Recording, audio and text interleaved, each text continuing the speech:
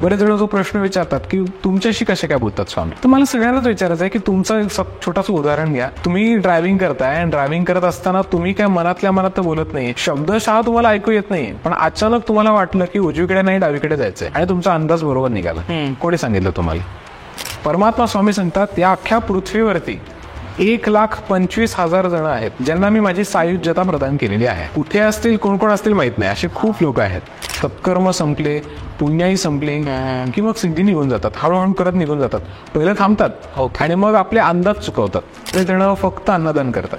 तुम्ही अन्नदान करणार असाल चांगलीच गोष्ट आहे, प्रचंड पुण्य मिळणार. पण जर तुम्ही अन्नदान करून अशी मागणी करताय की आमच्याकडे पैसा यावा आणि टिकावा, तर असं होणार नाही. चाललंय ते आयुष्य माझं परमात्म्याच्या चरणांवर, परमात्म्याच्या इच्छेनुसार चालू राहावं. आणि हेही घडलं तर मात्र माझं असं सगळ्यांना सांगणं आहे, खऱ्या अर्थाने आपण आध्यात्मिक झालो आणि अध्यात्मात खरं काय साध्य करायचंय तर हेच करायचंय.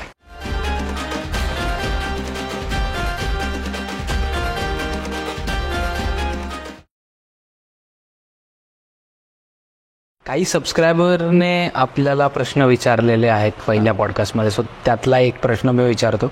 त्यांनी असं विचारलंय की श्री स्वामी समर्थ जे आहेत तर यांनी कधी यज्ञ केलं नाही किंवा मग ते कधी यज्ञात नव्हते, तर मग तुम्ही काय यज्ञाला महत्त्व देताय किंवा मग यज्ञ म्हणजे काय असतं नेमकं? अच्छा, बघा, यज्ञ याबद्दल गीतेमध्ये फार चांगलं विवरण आहे, वर्णन म्हणू आपण. यज्ञ, दान, तप, व्रत या सगळ्या गोष्टी ज्या आहेत या सगळ्या शास्त्रविहित शुभ कर्मांनाच आपण यज्ञ म्हणतो, असं गीतेमध्ये सांगितलेलं आहे. सेम तसंच माझं अजून एक सांगणं आहे की उपनिषद किंवा वेदांच्या मते काय तर अकर्तात्मक आणि आसक्तीरहित केलेले कोणतेही शुभकर्म हे यज्ञच आहेत. बरं, अकर्तात्मक म्हणजे की मी केला हा भाव न ठेवता किंवा मी होतो म्हणून झालं हा भाव न ठेवता, आणि शिवाय आसक्तीरहित म्हणजे कसं की मी कर्म करणार आहे, कर्म केल्यानंतर त्याच्या फळाची मी अपेक्षा करणार नाही. कर्मण्येवाधिकार असते मा फलेषु कदाचन हा श्लोक. सेम तसंच की मी आसक्ती कुठली ठेवणार नाही की मी हे केल्यानंतर याचे माझ्या इच्छेप्रमाणेच रिटर्न्स मिळाले पाहिजेत, ही अपेक्षा न करता कुठलेही शुभ कर्म केले तर त्याला यज्ञच म्हणतात. तर त्याला यज्ञच का म्हणतो आपण? तर कुठल्या गोष्टीची कामना आली नाही, आसक्ती रहित झालो. अकर्तात्मक म्हणजे अकर्ता म्हणजे करणारा मी नाही, परमात्मा आहे, ही भावना आली म्हणजे इथे पूर्णतः अस्तित्व, सर्व साक्षी भाव आला परमात्म्याचा. अच्छा, आणि त्यामुळे सगळं ऊर्जेचीच पातळी वाढत जाणार पूर्णपणे. आणि त्यातून म्हणजे अशा कर्मच असे असतील चांगले शुभ, आणि शुभ कर्मांमध्ये पण अहंकार नाही, तर त्यातून येणारे रिटर्न्स हे चांगलेच मोठे आणि बहुमूल्य असणार. तर यामध्ये हे रिटर्न्स हे खूप मोठे चांगले जे विश्व उद्धारक असू शकतात. आणि विश्व उद्धारक असल्या कारणाने ते काही विनाकारण तर नाही आहे, त्यामध्ये ऊर्जेचा साठा खूप मोठा, त्यामुळे त्याला यज्ञ आपण म्हणतो. यज्ञ म्हणजे नक्की काय आहे तर ऊर्जा कोणत्याही प्रकारची जी वाढलेली किंवा वाढत आहे त्याबद्दलचे अनेक उदाहरणं आहेत. की आता ज्यांनी विचारलं आहे की स्वामींनी कधी यज्ञ केला का, तर आता माझा एक छोटासा प्रश्न आहे, म्हणजे सगळ्यांनाच, दर्शकांना सगळ्यांनाच प्रश्न आहे की ही गोष्ट तर नक्की आपण मानतोय की प्रभू श्रीराम किंवा श्रीकृष्ण या अवतारात देखील स्वामीच होते किंवा स्वामीच ते होते, ही तर नक्की गोष्ट आपण मानतोय. ठीक आहे, तर या गोष्टी तर नक्की आपल्याला माहिती आहे ते रामायणामध्ये दिलेल्या की दशरथ राजाने पुत्र कामेष्टी यज्ञ केल्यानंतर मग त्या लीला धारण केल्या, मग तो पायस ग्रहण केला, त्यानंतर प्रभू श्रीरामचंद्र आले, हे तर आपल्याला माहित आहे. दुसरी गोष्ट उत्तरकांड जे किंवा उत्तर जे आहे रामायण, उत्तरायण जे सुरू होतं त्यामध्ये उल्लेख येतो बघा की राम जेव्हा राजा होतो तेव्हा त्याने अश्वमेध यज्ञ केला. तर त्या यज्ञाला नक्की कोण बसला होता? रामच बसला होता. आणि मग त्यानंतर हे सगळं ते झालं, मग लव कुश यांच्याबरोबर युद्ध झालं वगैरे सगळं आपण माहिती आहे आपल्याला. दुसरा एक उल्लेख आहे कृष्णाचा की अर्जुन जो आहे त्याला गर्व झाला होता की तो सर्वश्रेष्ठ धनुर्धर आहे. आणि त्यामुळे कृष्णाने एक लीला धारण केली होती. द्वारिकेला कृष्णाने यज्ञ ठेवला होता आणि तो द्वारकाधीश स्वतः असल्या कारणाने तो स्वतः त्या यज्ञाला बसला होता. तिकडे एक ब्राह्मण आला, मग तो म्हणाला की माझे 3 मुलं गेले आहेत, यमदूत घेऊन गेले, आता 4था मुलगा माझा आता जाईल, माझी बायको प्रसूत हो, प्रसूतीमध्ये आहे. तर राजाचं आद्य कर्तव्य आहे की प्रजेला वाचवणं वगैरे हे सगळं. मग अर्जुनाला ते पटलं नाही की कृष्णाबद्दल अपशब्द त्याने वापरले, म्हणून अर्जुन म्हणाला की मी जातो वगैरे वगैरे हे सगळं सगळं आहे प्रसंग. मग त्यानंतरचा तो ती प्रक्रिया खूप मोठी आहे म्हणजे या स्टोरीची, की मग अर्जुन नंतर जाऊन यमदूतांना पण तो काही हरवू शकला नाही किंवा तिकडे यमद्वार पण उघडू शकला नाही ब्रह्मास्त्र वापरून. पण इंद्राने त्याला अडवलं, कृष्णाने मग त्याला मदत केली. मग कृष्णाने त्याला दिव्य लोक सांगितले की यमलोक हे शेवट नाहीये, तर काही सगळेच आत्मे तिकडे जात नाहीत, काही आत्मे वरवरच्या लोकांमध्ये जातात. तर मग परमधाममध्ये कृष्ण त्याला जाऊन आणलं. मग सगळ्या त्या मुलांना तो घेऊन आला, मग 4 मुलं तो घेऊन आला.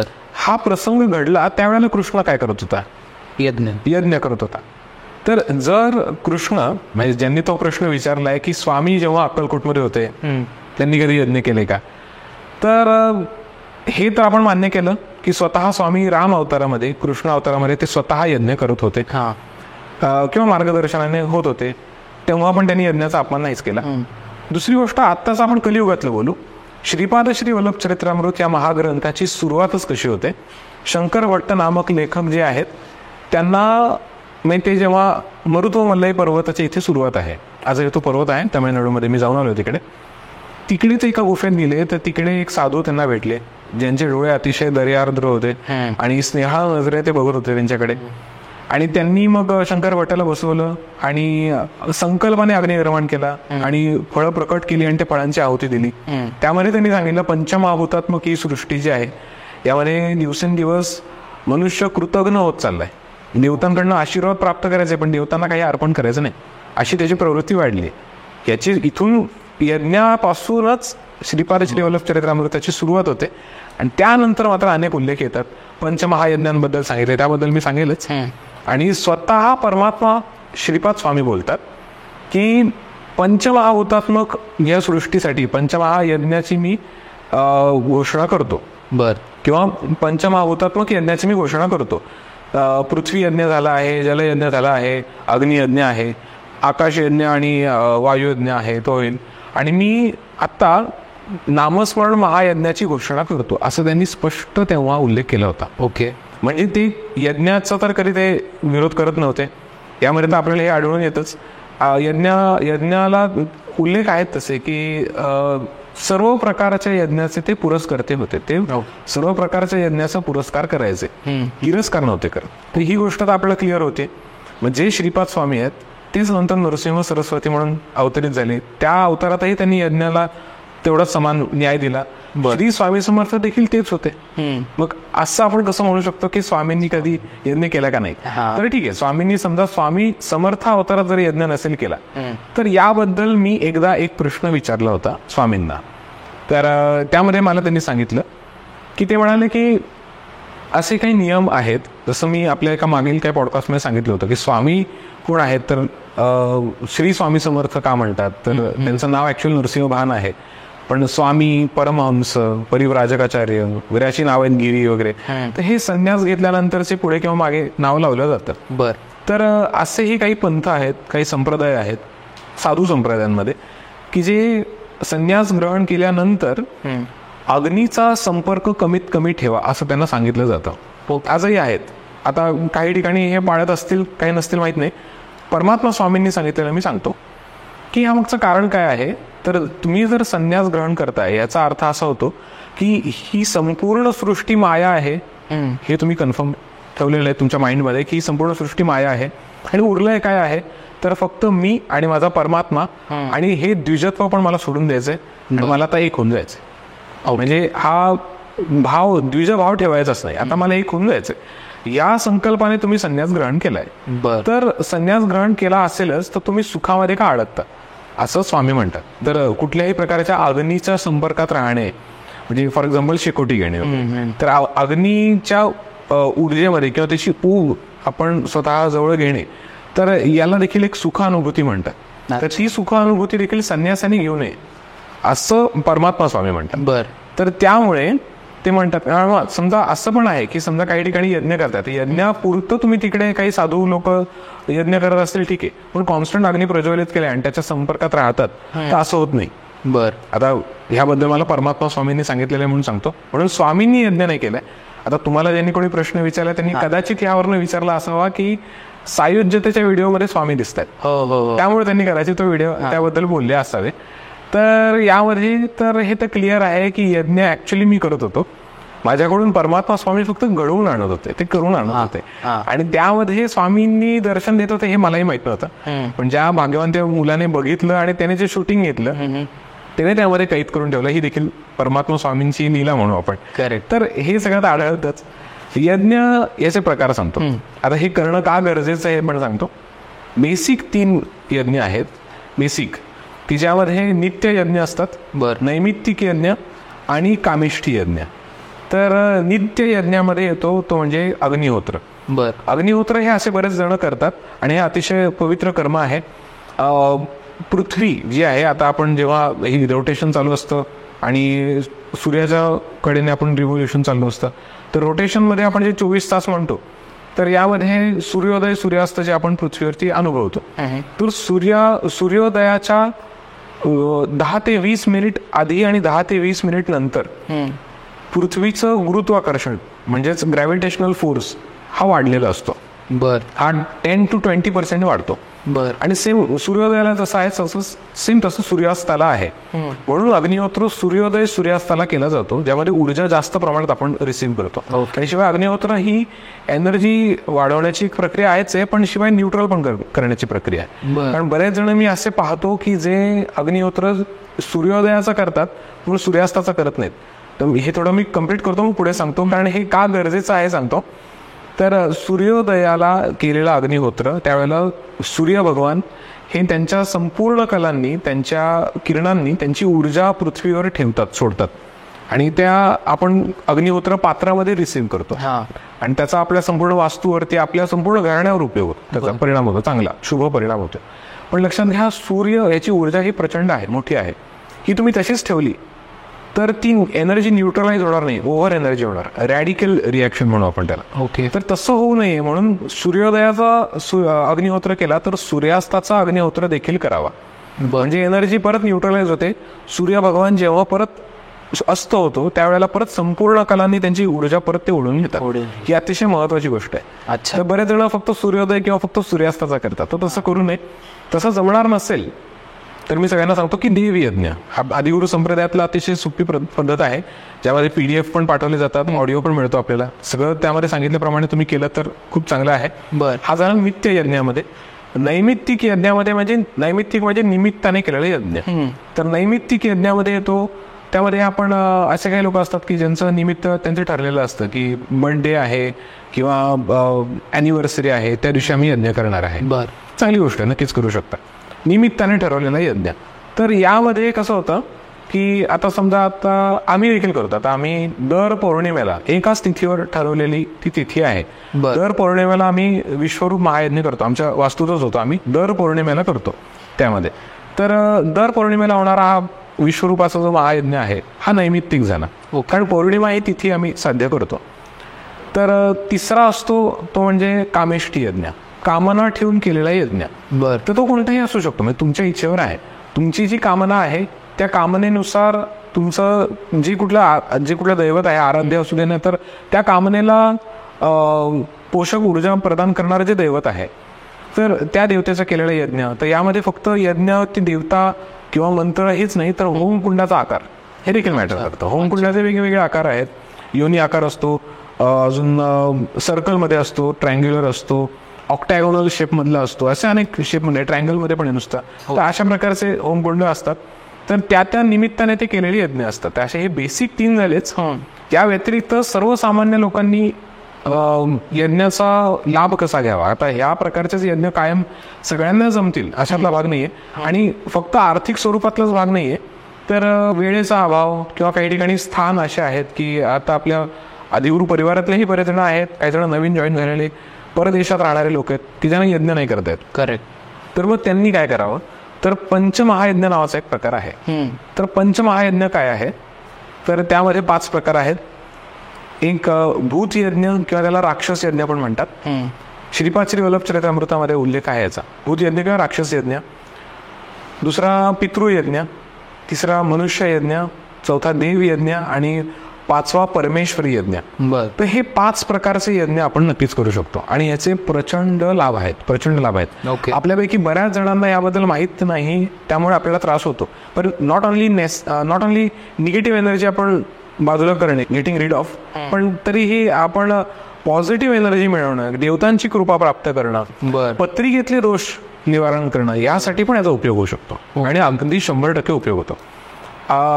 पहिला आहे भूत यज्ञ किंवा राक्षस यज्ञ. यामध्ये बेसिकली काय करायचं तर अगदी शब्दशः जाऊ. पहिलं, राक्षस किंवा भूत यांची स्थानं असलेली कोणती स्थानं आहेत, म्हणजे यांनी असलेली कुठली स्थानं आहेत. तर पहिलं येतं पिंपळ. पिंपळ हे परम पवित्र असं वृक्ष जरी असलं पंचमहावृक्षांपैकी, तरी पण तिथे संध्याकाळनंतर तिकडे काही आसुरी शक्ती किंवा ब्रह्मराक्षस, मुंजा म्हणतो आपण, तो देखील असतो तिकडे, तर ते असतात.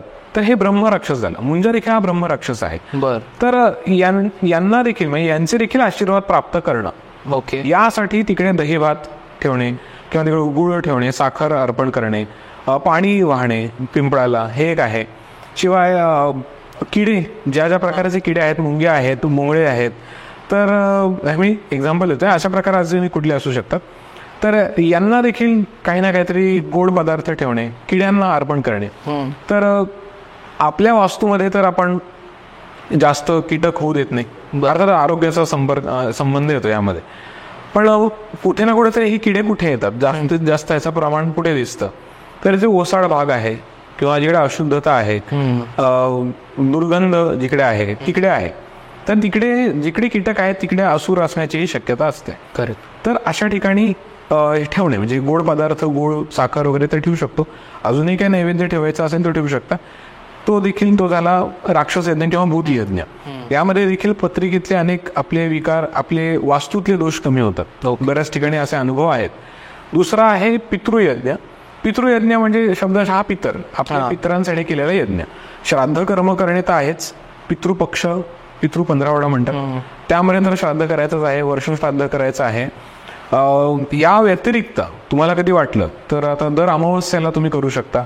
काहींना पितृदोष असतो, त्यांना मी सांगतो दर अमावस्या किंवा सोमवारी काही लोकांना मी सांगतो की शिवलिंग अभिषेक आहे, दक्षिणेकडे मुख होऊन करून नैवेद्य ठेवणे, हे सगळे उपाय आहेतच. ही पितृयज्ञामध्ये आलंच. यामध्ये घडतंय काय तर पक्षी जे आहेत त्या पक्ष्यांना आपण नैवेद्य अर्पण करतो. ओके. म्हणजे ज्यांचा संपर्क हवेशी आला. आता पितरांना मिळणारा नैवेद्य हा कसा मिळतो तर ज्याचा संपर्क हवेशी आणि पाण्याशी येतो त्यामध्ये. तर यामध्ये दोन्ही गोष्टी करायच्या आपण, पक्षी आणि मासे यांना आपण काही ना काहीतरी सोडणं, अर्पण करणं. यामध्ये पण पितृयज्ञ आलाच. पितृयज्ञामधला अजून एक भाग आहे वस्त्र अर्पण करण्याचा. यामध्ये जी कोणी गेलेले आहेत त्यांच्या वयाची किंवा त्यांच्यासारखी दिसणारी अशी कोणी व्यक्ती असेल, तुम्हाला योग्य वाटेल त्या व्यक्तींना देखील जेवण देऊ शकता, त्यांना देखील वस्त्रदान करू शकता. तो देखील पितृयज्ञ आहे. तिसरा आहे मनुष्य यज्ञ. मनुष्य यज्ञामध्ये मनुष्य जेवढे आहेत त्यांच्या संदर्भात यज्ञ करणे. आजही महाराष्ट्रात एक परंपरा आहे बघा, कुठल्याही प्रकारचं अनुष्ठान पारायण झालं की मनुष्य जे आपल्या ओळखीतले आहेत, परिचित आहेत किंवा सद्ब्राह्मणांना घरी बोलवून त्यांना पारायणाचं उद्यापन आणि त्यांचं पूजन करून त्यांना अन्नदान किंवा त्यांना जेवायला आपण बोलवतो, घरी बोलवलं जातं. हा देखील मनुष्य यज्ञाचा एक भाग आहे. ओके. फक्त तोच नाहीये, तर मनुष्य यज्ञामध्ये अजून नक्की काय करायचं. बरेच जण आहेत बघा की ते म्हणतात आम्ही खूप मेहनत करतो आणि आमच्याकडे पैसा टिकत नाही. तर यामध्ये पत्रिकेतला भाग नक्कीच 100% यामध्ये रोल प्ले करतोच. द्वितीय स्थान, षष्टम स्थान, दशम स्थान ह्या गोष्टी मॅटर करतातच. पण तरीही असं देखील आहे की पत्रिकेत जरी असलं तरी माझा पर्सनल अनुभव आहे, काही लोकांच्या संदर्भातले अनुभव आहेत. दर महिन्याला मनुष्य यज्ञाचा एक भाग आहे. दर महिन्याला कुठल्याही एका तिथीला, स्पेशली अमावस्या, पौर्णिमा, अष्टमी, दुर्गाष्टमी किंवा कालाष्टमी, या दिवशी एखादी सर्टन अमाऊंट तुम्ही जर दान करत असलात महिन्यातून एकदा, ओके, आणि ती अमाऊंट काही कालावधीनंतर, काही महिन्यानंतर, काही वर्षानंतर तुम्ही वाढवत राहिलात, बर, पत्रिकेतही दोष असले पैशा संदर्भात तरीही पैसा फ्लो मध्ये राहणार आणि तुमच्याकडे आकर्षित होणारच. प्रकृतीचा नियम आहे की जे तुम्ही देताय ते 10 पट होऊन तुमच्याकडे येतं, 100% येतं. दर्शकांना मला हे सांगणं आहे की पत्रिकेतले देखील दोष असले, पैसा जरी टिकत नसला तुम्ही जर तुमच्या प्रारब्धातला एखाद्या ओळखीच्या असू द्या तर कोणी असू द्या, अनोळखी लोक जरी अनोळखी जरी असले, गरजूंना तुम्ही मदत करताय, अन्नदानाच्या मार्फत करताय, द्रव्यदान, द्रव्य म्हणजे पैसा तुम्ही देताय, तर तुमच्या प्रारब्धातलं तुम्ही कुठेतरी शेअर करताय, तर प्रकृती अशी लीला घडवून आणणार की मोठी मोठी लोक त्यांच्या प्रारब्धातल्या गोष्टी तुमच्या वाट्यापर्यंत आणणार आणि तुम्ही एक देताय तर ते 10 पट होऊन येणार आहे. त्यामुळे लक्षात ठेवा 10 लोकांकडनं परत तुमच्याकडे येणार. मग तुम्ही जे तुमचं प्रोफेशन आहे तुमच्या प्रोफेशन थ्रू येऊ शकतं. बरेच जण असे की ते म्हणतात की आम्ही तर जॉब होल्डर आहोत, मग आम्हाला कसं काय असं लाभ होणार. त्यांना मी सांगितलं होतं की तुम्ही असं करत राहा. आणि नंतर नकळत मग त्यांनी काही दिवसानंतर, मला काही महिन्यानंतर त्यांना अनुभव देखील आला. त्यांनी मला सांगितलं की तुम्ही सांगितलेलं दर महिन्याला आम्ही करतोय.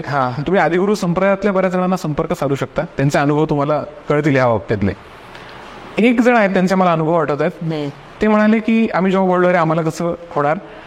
काही दिवसानंतर त्यांचा कॉल आला.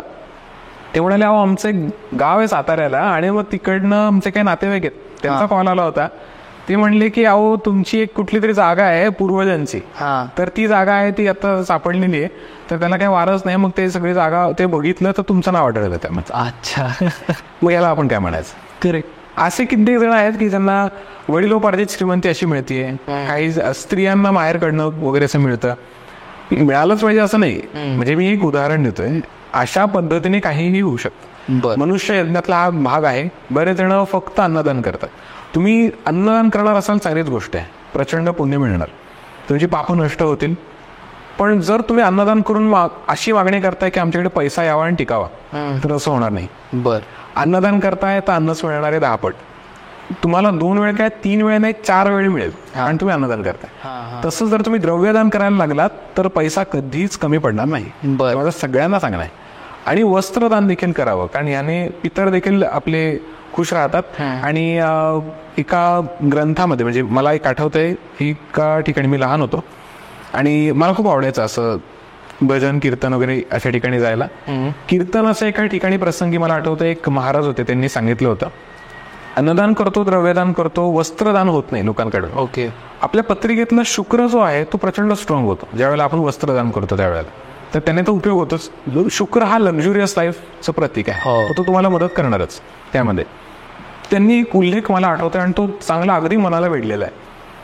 त्यांनी छान सांगितलं होतं की जर तुम्ही वस्त्रदान करायला लागलात, स्पेशली स्त्रियांना, लहान मुलींना वगैरे करत असाल तरी चांगलं. कुमारिका म्हणतात त्यांना.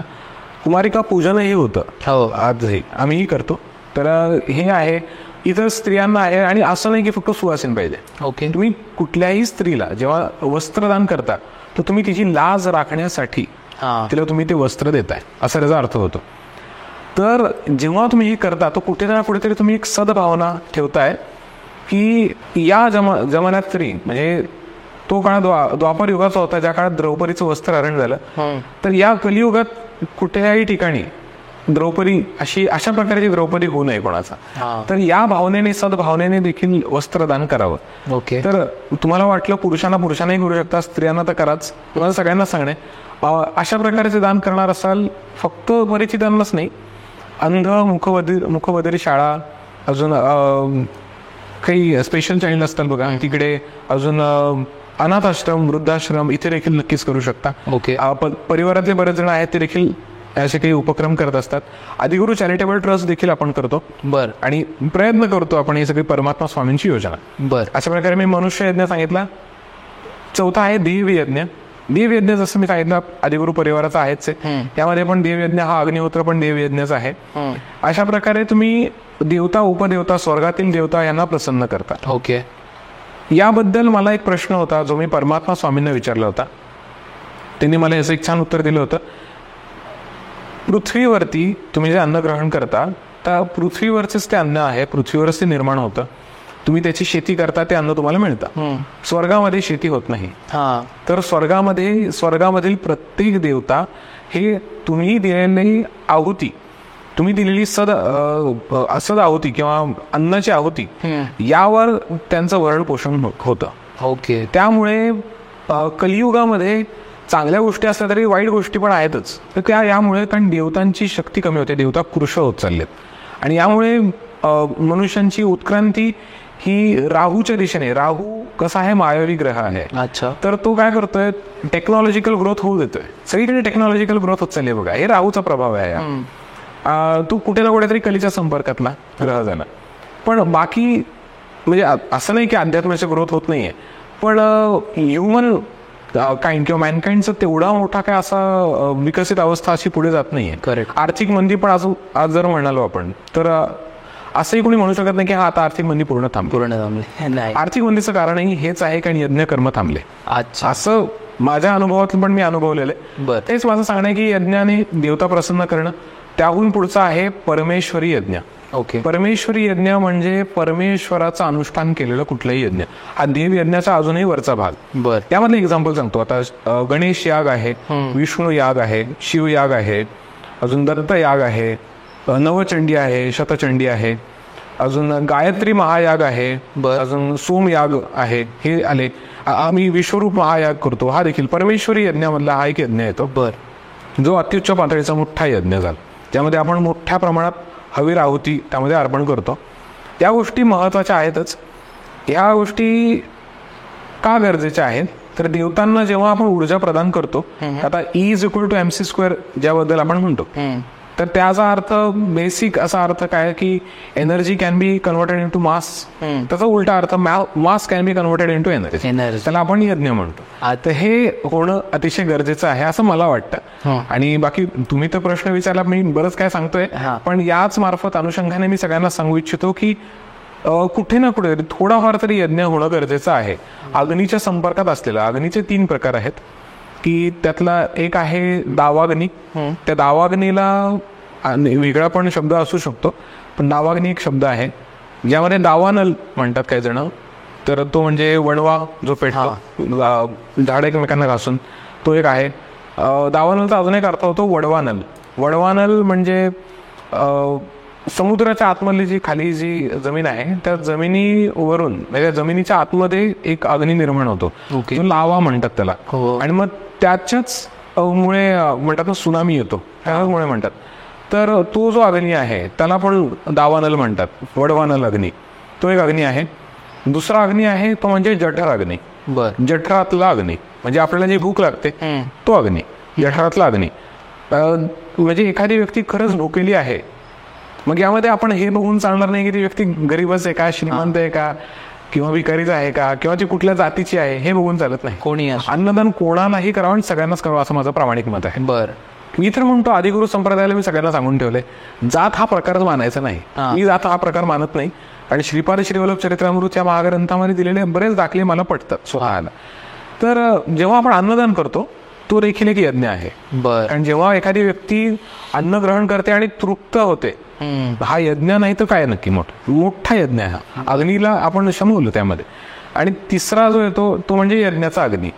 यज्ञ अग्नी म्हणजे यामध्ये पण प्रकार आहे की आता तुम्ही अग्नी कसा निर्माण करताय. बरेच जण असे आहेत की जे अग्नी मंत्राने अग्नी निर्माण करतात, ज्यामध्ये पिंपळाच्या लाकडाचं किंवा असतात त्यामध्ये पुरुष सुक्त किंवा अग्नी सुक्ताच्या उच्चारणाने अग्नीचा घासत घासत निर्माण केला जातो. आणि मग तो वाढवत वाढवत वाढवत मग त्याचा यज्ञ केला जातो. तो अतिशय शुभ.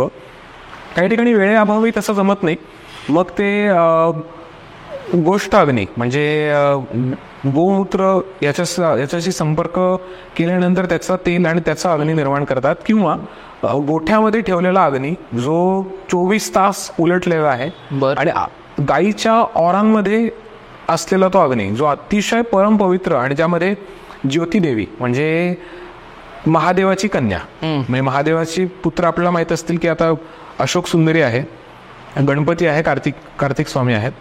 अशोक सुंदरी बरोबरच ज्योतिदेवी नावाची आहे आणि मनसा देवी असे 5 अपत्य आहेत महादेवाचे. तर ज्योतिदेवी जी आहे जिला आपण ज्योत म्हणतो, दिवा जो आहे ती वेगळी कोणी नाही, ती महादेवाची पुत्री आहे मुलगी ज्योतिदेवी. तिचा त्यामध्ये समावेश होतो गोठ्यामध्ये राहिल्यामुळे, परमपवित्र झाल्यामुळे. मग तिच्या संपर्काने अग्नी निर्माण करणे हा एक मोठा अग्नी असतो. आणि एक असतो म्हणजे विजेमुळे वीज कडाडते खाली पडल्यानंतर अग्नी निर्माण झाला, तो देखील आहे. असे 3 प्रकार अग्नीचे आहेत. यांना सगळ्यांनाच आपण शमवू शकत नाही, पण बेसिकली जठरातला अग्नी तर शमवू शकतो आणि यज्ञ तर नक्कीच करू शकतो. ह्या गोष्टी होणं अतिशय गरजेचं असं मला वाटतं. ह्या गोष्टी जर चालू राहिल्या तर नक्कीच सृष्टीचं चक्र चांगलं होईल असं माझं प्रामाणिक मत आहे. मी थोडे काही रिसर्च केले होते आणि काही दिग्गज लोकांना देखील माझं भेटणं झालं होतं. त्यामध्ये देखील मी काही लोकांना विचारला होता प्रश्न. काही अग्निहोत्र वर्गातले देखील काही लोक होते, त्यांच्याशी देखील माझा संपर्क झाला. त्यांनी देखील मला काही चांगल्या गोष्टी सांगितल्या. यज्ञाचा फक्त परिणाम हे असं काहीतरी प्राप्त करणं, पाप पुण्य वगैरे यापुरतंच नाहीये, तर इकोसिस्टीमवर पण त्याचा चांगला परिणाम होतो. की होतं बेसिकली काय होतं की कार्बन मोनोऑक्साईड आणि सल्फर डायऑक्साईड हे 2 जे ऑक्साईड्स आहेत, एलिमेंट्स म्हणतात काही जण त्याला, किंवा काय अजून शब्द असेल माहीत नाही, त्याने पोल्युशन होतं म्हणतात. याचा कंटेंटही कमी होतो. असे खूप जणांचे अनुभव आहेत कोरोनाच्या काळात देखील, की ऑक्सिजनसाठी अक्षरशः म्हणजे मरमर चालली होती लोकांची. रेमडेसिवीर वगैरे बरंच काय काय चालू होतं. त्यामध्ये तुम्हाला मी माझा पर्सनल अनुभव तर सांगतोच. आदिगुरु संप्रदायातले असे खूप लोक आहेत आणि माझ्या जवळचे अनेक शिष्य आहेत जे माझ्या बरोबरही राहिलेले आहेत. ॲडमिन्समध्ये बरेच जण आहेत ज्यांनाही तुम्ही विचारू शकता, आम्हाला एकदाही कोरोना नाही झाला. आणि आम्ही कंटेनमेंट झोनमध्ये तिथे जाऊन देखील यज्ञ केलेले आहेत. तिथे परिवारातले आहेत. पुण्याबाहेरही बऱ्याच ठिकाणी जाऊन आम्ही यज्ञ केले. आमच्या घरी तर आम्ही करतोच, दर महिन्याला तर होतोच. आम्हाला एकदाही कोरोना नाही झाला. कोरोना झालेल्या लोकांच्या संपर्कात राहून देखील आम्हाला नाही झाला. तर यामध्ये मी असं म्हणणार नाही की आम्ही काय हलगर्जीपणा केला. आम्ही काळजी तर नक्कीच घेतली की सोशल डिस्टन्सिंग किंवा सॅनिटायझरचा वापर हे तर नक्कीच केला. काही ठिकाणी मास्कचा वापर होणं शक्य नव्हतं, पण आम्हाला नाही झालं. तर याचं कारण हे देखील आहे की यज्ञाने मायक्रो ऑर्गॅनिझम्समध्ये जे प्रकार आहेत, 5 मुख्य प्रकार म्हणतो, अल्गी, प्रोटोझॉफ, बॅक्टेरिया, फंजाय, व्हायरस, हे जे घातक असतील त्याचा आपल्याला त्रास होत नाही. कृमी कीटक याचाही त्रास होत नाही यज्ञामुळे. आणि याचे खूप अनुभव आहेत, खूप लोकांना आहेत. शारीरिक स्तरावर, मानसिक स्तरावर पण आहेत. चंद्रनाडीमधलं मन केंद्र, सूर्यनाडीमधलं प्राणकेंद्र हे जागृत होतात. त्याने पण आपल्याला फायदा होतो. बऱ्याच लोकांना ज्यांना हार्ट संबंधित, लिव्हर संबंधित, फुफ्फुसांसंबंधित काही अडचणी आहेत, त्यांचे अक्षरशः प्रॉब्लेम कमी झाले. वात, पित्त, कफ हे पण बॅलन्स झालेले आहेत. आणि फक्त यज्ञ प्रज्वलित असण्यापुरतं किंवा दूर होण्यापुरतंच नाही, यज्ञ झाल्यानंतर तो आपण जेव्हा यज्ञ शांत करतो, शांतीचा पाठ झाल्यानंतर त्याची जी विभूती आहे ती काही कालावधीनंतर, ती जर आपण प्लास्टिकचा वापर न करता जर आपण काचेचा वापर किंवा मातीच्या भांड्यावर ती विभूती ठेवली आणि ती विभूती जर आपण पाण्यामध्ये, मग ते पाणी कुठलंही असू दे, म्हणजे ते असं मी म्हणणार नाही की खूपच प्रचंडच घाण पाहिजे, पण समजा ते ॲक्वागार्ड किंवा ते नाही का म्हणतो पण प्युरिफाईड केलेलं पाणी नसेल आणि त्याच्यामध्ये जर विभूती चिवटभर, आपण ती चाळलेली विभूती म्हणतोय मी, लगेच तशीच्या तशी नसते करायची, थोडीशी ती भरडायची असते आणि मग ती चाळून अशी पावडर फॉर्ममध्ये घ्यायची असते. ती विभूती पाण्यात टाकून ते पाणी जेव्हा आपण पितो तर त्यामध्ये मिनरल्सचं प्रमाण तर प्रचंड वाढतं. आणि मोस्ट प्युरिफाईड वॉटर कुठलं असेल तर ती विभूती, अग्निहोत्राचं किंवा यज्ञाची विभूती पाण्यात टाकलेलं पाणी ते मोस्ट प्युरिफाईड वॉटर आहे. आणि याबद्दल फक्त मी म्हणत नाही, अनेक लोकांनी अग्निहोत्रावर रिसर्च केले आणि अग्निहोत्राच्या विभूतीवर पण त्यांनी पेटंट राईट्स मिळवलेत. ते हे त्याबद्दल मी म्हणतो म्हणून नाही, गुगल सर्च करून बघा, त्यामध्ये देखील या गोष्टी आढळतात. आणि याचा फक्त यापुरताचा वापर नाही आहे, तर विभूती गरम पाणी करून थोडंसं आपण हाताला चोळली आणि जिथे जिथे आपल्याला दुखतंय, त्रास होतोय, इंटरनल ऑर्गन्सचा देखील काही प्रॉब्लेम असेल तर विभूती, ओली विभूती करून त्या शरीरावरती लेप करून ठेवणे, काही तास ठेवणे, त्यानंतर ते धुवून काढणे, याचा देखील बऱ्याच जणांना उपयोग झाला आहे. नॉन नेसेसरी फक्त विभूती, पंचगव्य पण सेम या पद्धतीने वापर केला जाऊ शकतो. अनेक जणांचे आजार यातून कमी झालेत. त्यामुळे यज्ञ याचा अग्नी म्हणजे ऍक्च्युअल आपण अग्नी संबंधित यज्ञ म्हणल्या तरीही फायदा आहे. यज्ञ झाल्यानंतर जेव्हा आपण विभूती म्हणतो, विभूतीचाही फायदा आहे. यज्ञ जठराग्नीतला म्हटलं आपण, अन्नदानाने त्यानेही फायदा आहे. आणि नामस्मरण महायज्ञ म्हणजे समूह एकत्र येऊन कोणत्याही प्रकारची भक्ती ते करतायत, मंत्र म्हणतायत, नामस्मरण करतायत किंवा वेगवेगळे गुंजन किंवा आपण ओंकार साधना करतायत, हा देखील यज्ञच आहे. त्यामुळे यज्ञ हे कायम पुरस्कारित भाग राहिलेला आहे परमात्मा स्वामींच्या दृष्टिकोनातून. ओके, त्यामुळे तो चालूच राहावा आणि मी तर म्हणतो वाढत जावा कायम. तर दादा, बऱ्याच सबस्क्रायबर्सने आपल्याला विचारलंय की बऱ्याच लोकांच्या इच्छा असतात, तर इच्छापूर्तीसाठी काही व्रत असतात का किंवा मग काही गोष्टी असतात, काय केलं पाहिजे? इच्छापूर्तीसाठी मी सर्वसाधारणपणे प्रत्येकाला हीच गोष्ट सजेस्ट करेल की तुमचं जे कुठलं आराध्य दैवत आहे कोणीही, माझं असं म्हणणं नाही की प्रत्येकाचं आराध्य दैवत स्वामीच असावी, कुठलेही असू शकतात. भक्ती तुम्ही कोणाची करा ती भक्ती स्वामींकडेच पोहोचते, हे मात्र शाश्वत सत्य. तर समजा गणपती आहे, गणपती संबंधित मग आता वेगवेगळे ग्रंथ कोणते कोणते आहेत किंवा गणपतीचे अनुभव घेतलेले कोणकोणते मोठे साधक किंवा संत होऊन गेले, संत मंडळी, त्यांनी रचलेले कुठले ग्रंथ, पोथी वगैरे असतील तर त्याचं अध्ययन करावं. म्हणजे आता समजा महायोगी गोसावी स्वामी होते, गोसावी महाराज, ज्यांनी मोरया गोसावी म्हणतो आपण, तर हे यांना देखील गणपतीने स्वरूपता आणि सायुज्यता प्रदान केली. तर यांनी यांचे आजही वंशज आहेत, तर त्यांच्याकडून हे मार्गदर्शन घेऊ शकता की आपण कोणत्या प्रकारचं व्रत उपासना करावी. तर यामध्ये व्रत करावे, उपवासही करावे, उपासना पद्धती आहेत आणि त्यामध्ये पारायण करावं असं माझं सगळ्यांना सांगणं आहे. मी एक एक्झाम्पल दिलं गणपतीचं. सेम तसं दत्तात्रयांसंबंधित म्हणलात तर मग श्रीपाद श्रीवल्लभ चरित्रामृत आहेच आहे, गुरुचरित्र आहे, गुरु लीलामृत, ह्या तीनही गोष्टीचं मी तर म्हणेल की जेवढं शक्य होईल तेवढं पारायण करावं. त्यामध्ये खूप जास्त चांगल्या गोष्टी ठेवलेल्या आहेत. कारण सोपं काय आहे बघा की काय करायचं आहे, फक्त वाचन करायचं आहे. वाचन जरी करतो आपण पठण करतो, वाचन करतो, तर यामध्ये काय होतं की आपण ते अनुभव जगतो जे इतरांचे आहेत, आणि ते अनुभव जगत असताना आपल्याला त्यांच्या शक्ती सामर्थ्याची जाणीव होते. करेक्ट. परमात्म्याच्या. आणि म्हणजे असंही म्हणजे परमात्मा किती महान असेल बघा की जो फक्त त्याच्या महाग्रंथ, जे जे ग्रंथ आहेत, जागृत ग्रंथ आहेत, त्या ग्रंथातले अनुभव केवळ फक्त आपल्याला बुद्धी प्रवेश करून आपल्याकडून ते वाचन करून घेणार आणि केवळ ते वाचन करत असताना आपल्या अंगावर शहारा आणणार आणि आपल्याला जाणीव करून देणार की मला पण तुझ्या समोर याची गरज पडली नाही, माझ्या शक्ती सामर्थ्य दाखवण्यासाठी. करेक्ट. असं तो करून घेतो. तर हे सगळं आहे, याने तर नक्कीच आपल्याला इच्छा, आपल्या सगळ्या प्रकारच्या सात्विक आणि धर्मबद्ध इच्छा आपल्या पूर्ण होतात.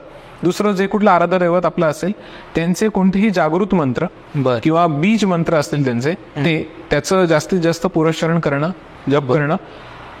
हे कसे करावे तर असे काही जागृत मंत्र आहेत. ओम नमः शिवाय, ओम नमो भगवते वासुदेवाय आहे, श्री स्वामी समर्थ आहे, नवारण मंत्र आहे, रामकृष्ण हरी आहे.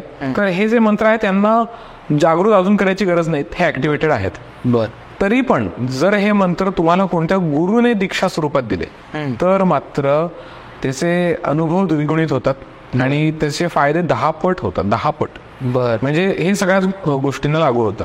पण आता समजा हे असे पण काही अनुभव आहेत, काही लोकांना मी कायम म्हणतो की समजा त्यांच्यावर काही निगेटिव्ह इफेक्ट झाले, निगेटिव्ह एनर्जीचा त्रास आहे, ब्लॅक मॅजिकचे वगैरे म्हणतो, तर त्यांना मी म्हणतो की विपरीत प्रत्यंगिरेचे आवर्तन करा किंवा त्याचे मंत्र दीक्षा घ्या.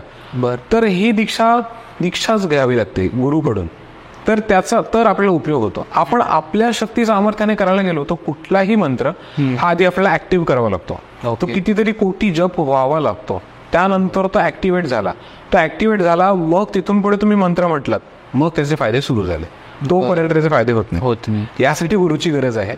तर गुरुकडनं तुमचं जे कुठलं आराध्य आहे दैवत आणि त्या आराध्याच्या संबंधित त्या संपूर्ण गुरु परंपरेमध्ये त्यांची ती प्रॅक्टिस आहे, त्या परंपरेमध्ये अशा गुरुकडे जाऊन तुम्ही मंत्र घ्यावा, अनुष्ठानही घ्यावं, उपासना पद्धती घ्याव्या, त्यांच्याकडून त्याचे व्रत धारण करावे. आता जर मला विचाराल तर मी सांगेन की संपूर्ण आपला दत्त संप्रदाय आहे, यामध्ये आदिगुरु संप्रदाय म्हणतो आपण, तर आदिगुरु म्हणजे दत्तात्रय, जे आदिगुरु आहेत, सगळ्यांचे गुरु आहेत ते.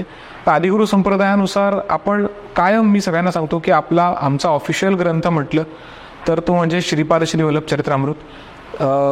गुरुचरित्रही आहेच आहे, पण श्रीपाद श्रीवल्लभ चरित्रामृत हा मुख्य आहे. गुरु लीलामृत देखील आहे, त्याचं जास्तीत जास्त पारायण करणे. अजून गुरुमंत्र आहे आपला जो आहे तो, अनुष्ठान आहेत.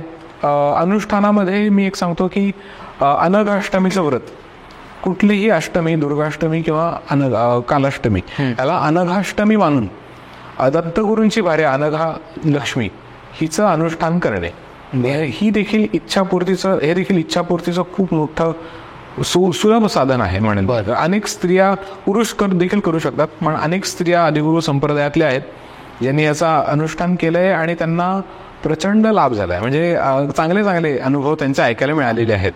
अगदीच सांगायचं म्हटलं तर असे बरेच, नाव नाही घेणार त्यांचं, पण बरेच लोक आहेत की जे अपत्य प्राप्तीसाठी प्रयत्न करत होते, त्यांनी अनघाष्टमीचं व्रत केलं, त्याला त्याचा उपयोग झालेला आहे.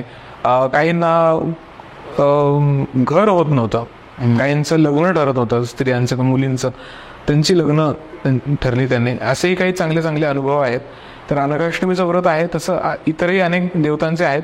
तर हे ओळखण्यासाठी माझं प्रामाणिक मत आहे की तुम्ही ज्या संप्रदायात आहात, तुमचं जे आराध्य आहे, तर तेच आराध्य असलेले कोणी गुरु असतील त्या गुरूंकडून पूर्ण अनुग्रह घ्या. ओके. अनुग्रहांचे पद्धती असतात. अनुग्रह म्हणजेच दीक्षा आपण त्याला म्हणतो. तर त्यामध्ये मंत्राचे असतात, साधनांचे अनुग्रह असतात, अजून यज्ञासंदर्भात पण षडध्व शोधन नावाची एक दीक्षा असते. ओके. ही सगळ्या संप्रदायात करतात असं नाही, पण आदिगुरु संप्रदायामध्ये आहे. ज्यांना कोणाला मला गुरु करायचं असेल तर मी त्यांचा शिष्य म्हणून स्वीकार करण्यापूर्वी त्यांना पहिलं षडध्व शोधन दीक्षा, त्यानंतर गुरुमंत्र दीक्षा आणि मग शक्तिपात दीक्षा असा प्रकार असतो. बर. तर हे करण्यापूर्वी हे सगळं या काही नियम असतात, असे प्रत्येक संप्रदायात असतात. असं झालेलं खूप चांगलं. ओके. जर समजा तुम्हाला ते शक्य नाही तर कोणतेही जागृत मंत्र जास्तीत जास्त उच्चारण करायला सुरुवात करा. ह्याचे कुठलेही असे काही कडक नियम नसतात असं मला सगळ्यांना सांगणं आहे. असं मी म्हणेल की अगदीच खूप अपवित्र राहणं आणि खूप अभद्र बोलणं आणि मग तुम्ही असं करणं हे त्यामध्ये येत नाही. तरी मनात नामस्मरण नक्कीच करू शकतो आपण. हे जास्तीत जास्त करावं. ओके. श्रीपाद स्वामी जे आहेत, तर आपल्या चरित्रामृतात असा एक उल्लेख आहे की कलियुगात त्यांचे जे मामा आहेत ते शिवाजी महाराज म्हणून येतील व त्यांचा पुनर्जन्म होईल. तर मग शिवाजी महाराज म्हणजे आपण जे म्हणतो छत्रपती शिवाजी महाराज तेच आहेत की तुम्ही मगाशी या पॉडकास्टमध्ये उल्लेख केला ती शिवाजी महाराज? ओके. मगाशी जो मी पॉडकास्टमध्ये उल्लेख केला ते म्हणजे ते शिवाजी महाराज ते पुण्यामधलं जे आपण गुरुपीठ किंवा एक प्रकारचं शक्तिपीठ आहे की ज्यामध्ये प्रचंड ऊर्जा आहे, त्यामध्ये आपलं शंकर महाराज समाधी मठ म्हणतो मी.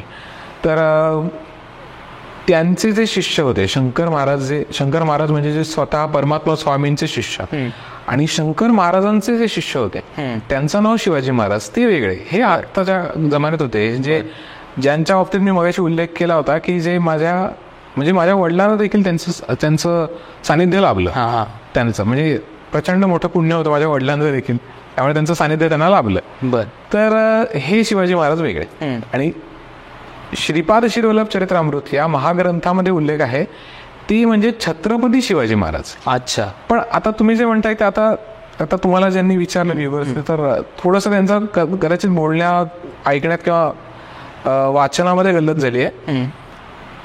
श्रीपाद स्वामींचे आजोबा म्हणजे बापन्ना चरळू, आईचे वडील, तर यांच्याबद्दलचा उल्लेख असा आहे की पहिले यांच्या मागील काही जन्मांबद्दल अवतारांबद्दल बोलू आपण. श्रीपाद स्वामींनी स्वतः सांगितलंय त्यामध्ये की गणपतीचे 2 पुत्र शुभ आणि लाभ.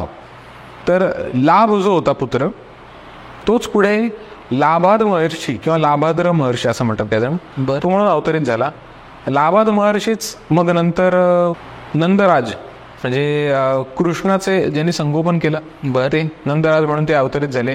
तीच नंतर भास्कराचार्युलू या रूपात अवतरित झाले. तीच पुढे बापन्ना चारुलू या रूपात आपण ओळखतो, असं त्यामध्ये उल्लेख दिलेला आहे. तर ते म्हणजे शिवाजी महाराज नाही, तर बापन्ना चारुलूंचे जवळचे अजून 2 जण त्यांचे मित्रच होते सवंगडी. एक म्हणजे नरसिंह वर्मा आणि दुसरं व्यंकटप्पय्या श्रेष्ठी. तर नरसिंह वर्मा हे क्षत्रिय परिषदेचे अध्यक्ष होते. बापन्ना चारुलू हे ब्राह्मण परिषदेचे अध्यक्ष होते. आणि व्यंकटप्पय्या श्रेष्ठी हे वैश्य परिषदेचे अध्यक्ष होते. तर जे क्षत्रिय परिषदेचे अध्यक्ष होते नरसिंह वर्मा यांना श्रीपाद स्वामींनी आशीर्वाद दिला होता की ते पुढे जाऊन छत्रपती शिवाजी महाराज हा अवतार धारण करतील असं दिलं होतं. आणि शिवाय अजून एक उल्लेख देखील आहे सुरुवातीच्या काळात. स्वतः परमात्मा श्रीपाद स्वामी म्हणतात की मी छत्रपती शिवाजी हा अवतार धारण करून हिंदवी स्वराज्याची स्थापना करेल. तर ह्या दोन्ही गोष्टींचं कॉम्बिनेशन होतं इथे. होतंय काय, देह धारण होतोय तो नरसिंह वर्मा यांचा होतोय आणि ते स्वतःच मग पुढे छत्रपती शिवाजी महाराज म्हणून अवतरित झाले. आणि स्वतः श्रीपाद स्वामी म्हणजे स्वतः दत्त जे बोलतायत म्हणजे हे स्वतः एकत्र येतात. म्हणजे नरसिंह वर्मा यांना दत्तात्रेयांनी एक प्रकारे इनडायरेक्टली सायुज्यता प्रदान केली. बरं. आणि मग हे वचन दिलं की मी छत्रपती शिवाजी महाराज हा अवतार धारण करेल. अच्छा. असं सगळं आहे. तर अशा प्रकारे मी म्हणून तर म्हणतात की अनेक जण हे मानतात. काही लोकांचं या बाबतीत मत नाहीये, योग्य नाहीये. त्यांचं म्हणणं की असं नाहीये. माझं पर्सनल मत मी मांडतो. मी चुकत असेल तर मी माफी मागतो. पण अनेक मोठ्या मोठ्या संतांचं पण म्हणणं होतं की छत्रपती शिवाजी महाराज हे अवतारी पुरुषच होते. तर ते होते आणि आजही मी मानतो त्यांना, आणि ते आहेतच. अंश अवतार म्हणतो आम्ही त्यांना. तर ते दत्तात्रयांचा साक्षात अंश अवतार. बर तर ते होते. ते तशा आहे. सिद्धी आणि मुक्ती याच्यामधला फरक प्लीज आम्हाला सांग. बरं. सिद्धी आणि मुक्तीबद्दल थोडासा छोटासा मी पहिलं छोटंसं वर्णन करतो. सिद्धी म्हणजे काहीतरी साध्य करणे, काहीतरी साध्य केलं, मिळवलं. आणि मुक्ती म्हणजे सगळ्यातलं मुक्त होणे. मुक्ती आधी शरीरात मुक्ती मिळवावी लागते. शरीर सुटल्यानंतर त्याला आपण मोक्ष म्हणतो. तर एक ऊर्जेचा केंद्र जो आपण आहोत, ज्याला आपण जो आत्मा म्हणतो, आत्म्याच्याकडे एवढी सगळी आवरणं आहेत. 4 देह, मग ऑरा आपण जे म्हणतो. तर ऊर्जेचा जो स्तर आहे, ऊर्जा कशा दिशेने प्रवाहित होते, कुठून कुठे होते, तर याबद्दलचं एक गहन शास्त्र सांगितलेलं आहे की समाधी कशी असावी, कशी आहे. तर जेव्हा आपली ऊर्जा बाहेरून आत प्रवाहित होते, तर कुठे ना कुठेतरी आपली प्रवृत्ती ही कार्यरत आहे. मग प्रवृत्ती चांगली वाईट दोन्ही आहे. आपण म्हणतो हा चांगल्या प्रवृत्तीचा माणूस आहे, हा वाईट प्रवृत्तीचा माणूस असं म्हणतो. तर प्रवृत्ती म्हणजे काय आहे, तर सॉरी म्हणजे सांगण्यामध्ये चूक झाली. प्रवृत्ती म्हणजे आतून बाहेर, म्हणजे पुढे. वैसे चूक झाली सांगण्यामध्ये. आतून बाहेर ऊर्जेचा स्तर आतून बाहेर चाललाय. ती झाली प्रवृत्ती. म्हणजे ऊर्जा बाहेर ओढ घेते बाहेर. म्हणजे कुठे ना कुठेतरी ती मायेत अडकते. कुठे ना कुठेतरी मन आणि इंद्रियांना तिने साधन केलेलं आहे, असं त्याचा अर्थ होता. तर या गोष्टीमध्ये राहिलो आपण, आणि यातून मग आपण काही गोष्टींची किंवा शक्तींची प्राप्ती केली, त्याला सिद्धी असं म्हणतात. अच्छा. आणि या उलट निवृत्ती, प्रवृत्तीच्या अपोजिट निवृत्ती, यामध्ये ऊर्जेचा ओढा आतमध्ये जातो, बाहेरून आत. त्यामध्ये आपण सगळ्यातनं मुक्त होतो. म्हणजे या सगळ्यातलं आपली इच्छा, आकांक्षा, वासना यांचा आपला त्याग होतो. म्हणजे आपल्याला याचं महत्व कमी व्हायला, आणि मग आपल्यासाठी मग आपला ओढा कमी होतो. मग आपल्यासाठी द्विजत्वाचा भाव कमी होतो. म्हणजे अगदी छोटंसं उदाहरण म्हटलं तर एखादा ऑब्जेक्ट आहे. तर समजा हा योगदंड आहे, हा लाकडाने बनलेला आहे. तर लाकडाने बनलेले फर्निचर पण आहेत, लाकडाने बनलेले अजून काही ऑब्जेक्ट्स पण आहेत. पण मग त्याला आपण नाव वेगळे दिलेलं आहे. एकाला फर्निचर म्हणतोय, एकाला सोफा म्हणतोय, ह्याला योगदंड म्हणतोय. पण एकदा निवृत्तीचा ओढा वाढला की हा भेदाभेद संपतो, आणि मग या सगळ्याला आपण लाकूड या दृष्टीने बघतो. अच्छा, असं होतं. अच्छा. तर हा भेदाभेद जेव्हा संपतो, तिथे आपण मुक्तीच्या अवस्थेला लागलो. मुक्तीची अवस्था ही अनेक संतांनी सांगितलेलं आहे. सिद्धीपेक्षा मुक्ती ही कायम श्रेष्ठ आहे, सर्वश्रेष्ठ आहे. मुक्ती यामध्ये काय होतं, तर मुक्तीमध्ये सर्व जबाबदारी ही आपल्या आराध्याकडे, सगळ्या गोष्टी परमेश्वराला आपण अर्पित राहतो. मग यामध्ये बऱ्याचदा असं होतं की काहींना मुक्तीमध्ये सिद्धी पण आहेत, पण त्या पूर्ण नाहीत. असे पण काही लोक आहेत की ज्यांना मुक्ती प्राप्त झाली, पण त्यांना सिद्धी कोणतीच नाही. कोणतीच नाही. तर त्यापैकी मी एक आहे. कारण माझं पूर्ण आयुष्य परमात्मा स्वामींना समर्पित आहे, आणि संपूर्ण त्यांच्या संकल्पावर चालतो मी. माझ्या अशा कुठलीच सिद्धी नाही की जी माझ्या इच्छेने कार्य करते, अशी कुठलीच नाही. बरं, माझ्याबद्दल आता हा विषय निघाला त्यामुळे मी एक गोष्ट उल्लेख करतो. हे बऱ्याच जणांना माझ्याबद्दल एक गैरसमज झालाय की मी कॉन्स्टंट स्वामींशी बोलतो, असं काहींना एक समज झालाय, किंवा स्वामी माझ्याशी कॉन्स्टंट बोलतात. तर मला सगळ्यांना ही गोष्ट सांगायची आहे की असं होत नाही. परमात्मा स्वामींच्या इच्छेवर आहे. मी पहिल्या पॉडकास्टमध्ये सांगितलं की त्यांच्या इच्छेवर आहे की काय रिस्पॉन्ड करायचं, काय करायचं, काय नाही करायचं. बरेच जण जे मला कॉन्टॅक्टमध्ये येतात ते म्हणतात की आमच्याबद्दल काय स्वामींना विचारा, स्वामी काय सांगतात, किंवा तुम्ही सांगा आमच्याबद्दल. तर असं होत नाही. मी देखील एक सर्वसामान्य आयुष्य जगतोय. इथे आयुष्य मी जरी सर्वसामान्य जगत असलो तरी साधन मात्र परमात्म्याचं आहे, एवढंच आहे. माझ्या आयुष्यातला जर एखादा पुरस्कार करण्यायोग्य कुठली गोष्ट असेल तर ती हीच की परमात्म्याचं मी केवळ साधन आहे बर आणि हे मी देखील मानतो. बर तर एवढंच आहे. आणि एखादी गोष्ट दिसली जाणवली मी तुम्हाला विचारतो ती खरी असेल नसेल तुम्ही तुमच्या हिशोबाने सांगायचं. आपण असे कित्येक जण आहेत की जे ज्यांना स्वामी भेटतात बोलतात असे मी नाही, असे खूप जण आहेत. त्यांना देखील दर्शन होतं, त्यांना देखील खूप गोष्टी ते सांगतात, पण त्यांना मुक्ती प्राप्त नाही आहे, पण त्यांच्याकडे सिद्धी आहे. अच्छा. सिद्धीचा हाच एक फायदा आहे की डायरेक्ट ऍक्शन. ओके. यामध्ये आपल्याला आपलं साध्य जे काय आहे, आपल्याला काही गोष्टी साध्य करायच्या असतील, आपली इच्छा साध्य करायचं सगळ्यात पहिलं सहज साधन म्हणजे सिद्धी. तर सिद्धीला पहिलं साधन करावं लागतं. ओके. पण यामध्ये पण नियम आहेत आणि सिद्धी या मुख्यतः 8 आहेत. या व्यतिरिक्त देखील 16 सिद्धी आहेत जे मला महावतार बाबाजींनी सांगितलेले आहेत, त्याबद्दल तर मी सांगतोच. तर सिद्धी या एक प्रकारे देवीचं स्वरूप आहेत, एक देवींसारखं देवतांसारखं एक स्वरूप आहे देवी, त्या आपल्यामध्ये प्रवेश करतात, तर त्या असतात सिद्धी. अच्छा. तर त्या त्यांच्या पद्धतीने कार्य करतात. पण काही ठिकाणी सिद्धी ह्या टेम्पररी आहेत, काही ठिकाणी त्या जन्मापुरत्या आहेत. पण सिद्धी कोणतीच ही जन्म किंवा सगळ्याच जन्मामध्ये कॉन्स्टंटली सिद्धी मिळाली असं होत नाही. अशाही काही सिद्धी आहेत की ज्या आता आपलं आयुर्मान कमी होत चाललंय आणि आपण कोणती तरी साधना करतोय आणि वयाच्या शेवटच्या क्षणांमध्ये ती सिद्धी प्राप्त झाली आणि आपण मरण पावलो. अच्छा. तर होतं काय की पुढचा जन्म जेव्हा आपण घेतो त्यावेळेला त्या सिद्धी आपल्या जन्मतः प्राप्त होतात, असं देखील आहे. ओके. हे देखील होतं. यामध्ये पण प्रकारे जसं आता योग चक्षुने काही वेळेला परमात्मा स्वामींची कृपा झाली तर मला काही गोष्टी दिसतात, काही लोकांचं काही म्हणजे काहीच दिसत नाही. परमात्मा स्वामींची इच्छाच नसते. परमात्मा स्वामींचं म्हणणं असतं की तुमच्याबद्दल मी काहीतरी बोलावं किंवा तुमच्याबद्दल मी तुमचं पास्ट प्रेझेंट फ्युचर बघावं, इतकी तुमची काय पात्रता आहे, असं परमात्मा स्वामींचं म्हणणं असते. आणि यामध्ये माझं तर म्हणजे मी यामध्ये काय बोलू मला कळत नाही, मला काही सुचत नाही या बाबतीत. पण असे काही लोक आहेत की जे कोणावर अवलंबून नाही आहेत, ते बघू शकतात, ते पास्ट प्रेझेंट फ्युचर पूर्ण बघू शकतात. ओके. काहींना फक्त तेवढंच दिसतं, मागील जन्म दिसत नाहीत, काहींना ते देखील दिसतं सिद्धीच्या आधारांवरती. तशा अनेक सिद्धी आहेत. अणिमा सिद्धी नावाची सिद्धी आहे. अणिमा म्हणजे शब्दशः अणू, म्हणजे अगदी छोटासा पार्टिकल म्हणून आपण काय म्हणू, आपण शाळेत शिकलो आहोत, अणू रेणू कण वगैरे हे सगळं. तर अणूप्रमाणे शरीर बारीक करून टाकणे, छोटंसं करून टाकणे, म्हणजे सूक्ष्म करून टाकणे. ओके. तर शरीर साईजनेच बारीक करणे असं नाही, तर शरीर सदेहाला पण सूक्ष्म करणे असं देखील आहे. आणि या उलट अणिमा आहे तसं महिमा सिद्धी नावाची सिद्धी आहे. म्हणजे शरीर जेवढा आकार आपण कमी केलेला आहे तसा उलट महिमा सिद्धीमध्ये आपण शरीराचा आकार प्रचंड वाढवतो. ओके. असं खूप मोठा आहे. गरिमा सिद्धी आहे. गरिमा सिद्धीमध्ये वजन तुमचं वाढत जातं. वजन म्हणजे शारीरिक वजन असं नाही, पण शरीराचा भार वाढत जातो, असा वाढत जातो. तसं लघिमा सिद्धी आहे ज्यामध्ये शरीराचा भार हलका होत जातो. ओके. पूर्ण हलका शरीर होत जातं.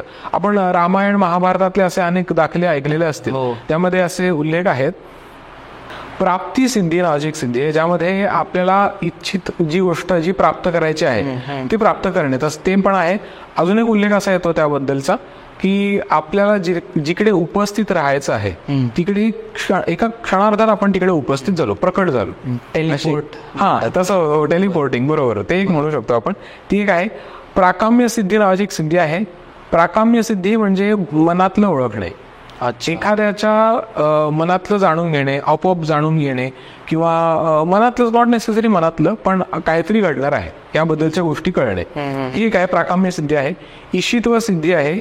ईशित्व सिद्धी मी ऐकलेल्या गोष्टींनुसार तरी असं आहे की ईश्वराचं स्वरूप प्राप्त करणारी किंवा ईश्वराची शक्ती प्राप्त करून देणारी किंवा ईश्वराची शक्ती ज्याला मदत करते अशी सिद्धी म्हणजे ईशित्व सिद्धी.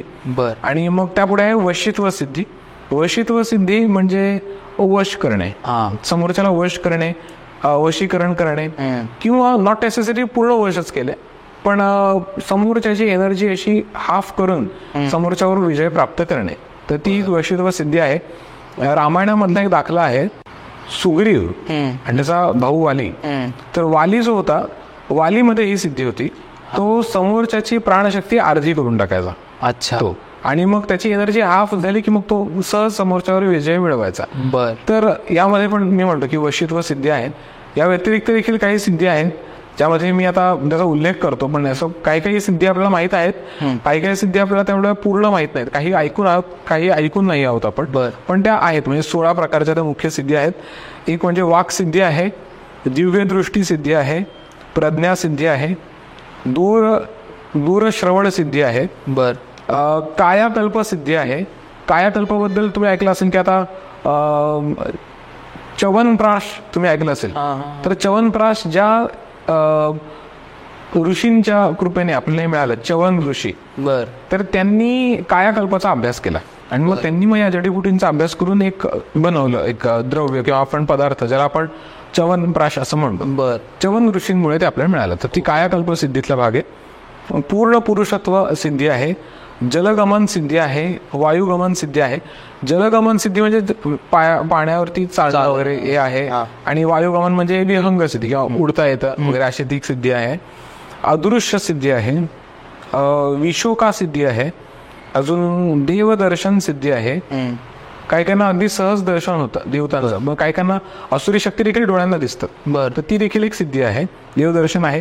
गुरुत्व सिद्धी आहे, अजून सर्वग्रहण सिद्धी आहे, संमोहन सिद्धी आहे ज्याला आपण वशीकरण पण म्हणतो. पण संमोहन ही एक बेसिक अवस्था आहे. संमोहनला आपण एक प्रकारे हिप्नॉटिझम म्हणतो. ओके. ही प्रक्रिया देखील म्हणजे बौद्धी धर्म जे होते, महावतार बाबाजींचे गुरु मोगनाथर यांनी देखील ही सिद्धी बाहेर शिकवली. बर. तर संमोहन ज्याला आपण हिप्नॉटिझम म्हणतो, आणि त्याची वरची अवस्था म्हणजे वशीकरण, त्याला मेस्मेरिझम म्हणतात. संमोहनची वरच, हिप्नॉटिझमची वरची अवस्था, ती देखील एक सिद्धी आहे.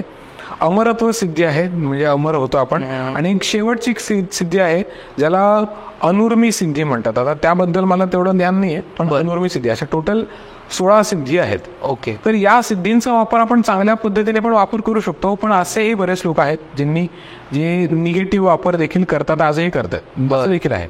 पण फरक मात्र काय राहतो की सिद्धीमध्ये कर्ताभाव येतो, अहंकाराचा भाव येतो, आणि सिद्धी ह्या पृथ्वीवर ठेवून जावे लागतात. म्हणजे सिद्धी घेऊन आपण परलोकात जाऊ शकतो नाही, सिद्धी घेऊन नाही, सिद्धी इथेच राहतात. अजून एक आहे, म्हणजे मी अनेक संतांचे दाखले ऐकलेले आहेत, वाचलेले आहेत. स्वामी स्वरूपानंदांनी बऱ्याच काही गोष्टी सांगितलेल्या आहेत त्या बाबतीत. बर. की सिद्धींमध्ये अडकला मनुष्य एकदा की त्याला अहंकार येतो, त्याला असं वाटतं की मग मी सर्व शक्तिमान झालो, मला ह्या सगळ्या गोष्टी जमायला लागल्या, आणि मग तो या अहंकारातच जगतो. आणि मग सिद्धी करतात काय, तर त्याची पुण्याई स्वतःकडे ग्रहण करतात, त्यांनी केलेले सगळे सत्कर्म त्यांच्याकडे ग्रहण करतात, आणि मग सिद्धींची मग त्यानुसार शक्ती वाढते. मग त्या मनुष्याला पण त्याची अनुभूती मिळते, नाव लौकिक होतं, हे सगळं होतं.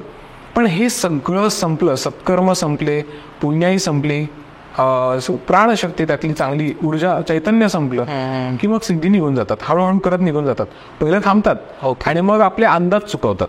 अच्छा, असे होतात. आणि असे पाहिलेले पण मी अनुभव आहेत लोकांचे की त्यांचे अंदाज चुकतात, कारण त्यांची सिद्धी हळूहळू करत निघून जाते, आणि मग राहतात ते फक्त तेच, आणि त्यांची सिद्धी निघून जातात.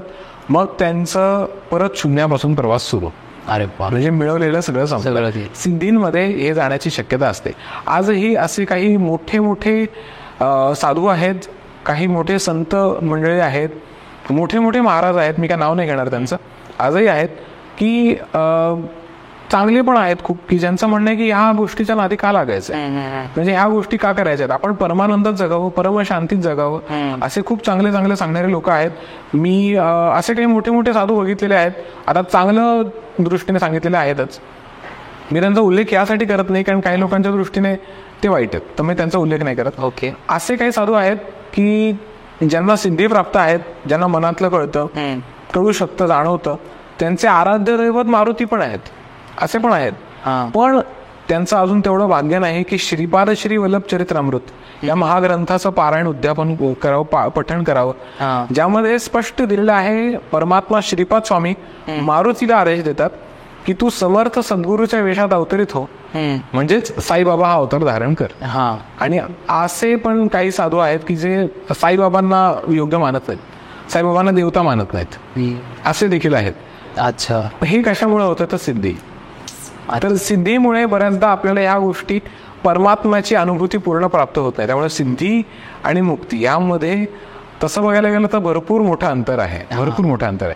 कारण मुक्तीमध्ये गॅरंटी आहे, मुक्तीमध्ये गॅरंटी आहे की तुम्ही शरीर त्यागानंतर तुम्ही शक्ती संपदा ह्या सगळ्या घेऊन तुम्ही वर जाणार आहात आणि परमात्म्याच्या धाममध्ये तुम्ही जाल आणि तुम्हाला परमात्मा तेवढा म्हणजे तुम्हाला आपुलकीने तुमचा स्वीकार करणार. सिद्धी प्राप्त झालेल्या बऱ्याच लोकांचा तेवढा आपुलकीने त्याचा काय म्हणू आपण स्वीकार होईल असं नाही, असं होऊ शकत नाही. मला अजून एक तुम्हाला विचारायचं आहे की बऱ्याच सबस्क्रायबर्सने अशा पद्धतीने एक प्रश्न विचारलाय की आता स्वामींशी तुम्ही बोलता किंवा मग शंकर महाराज असतील त्यांच्याशी तुम्ही बोलता, तर हे उर्दू किंवा हिंदीमध्येच का जास्त बोलतात, हे मराठी का नाही बोल? तर हा एक त्यांचा प्रश्न.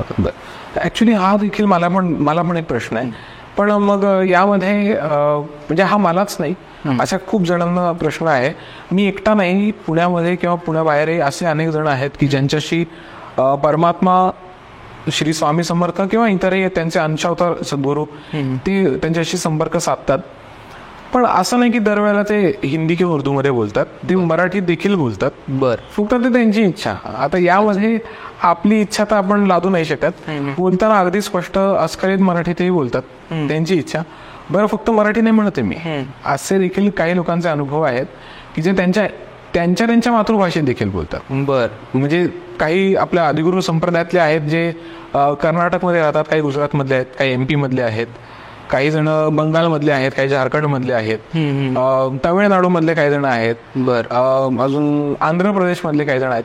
त्यांना त्यांच्या भाषेमध्ये देखील म्हणजे त्यांना देखील स्वप्नामध्ये दृष्टांत होऊन त्यांच्याशी त्या पद्धतीने देखील बोललेले, तर त्या भाषेतही बोलतात. ओके. अगदीच एक माझा एक छोटासा अनुभव सांगतो. मी अनघा दत्तात्रय यांच्याशी एकदा संवाद होत होता.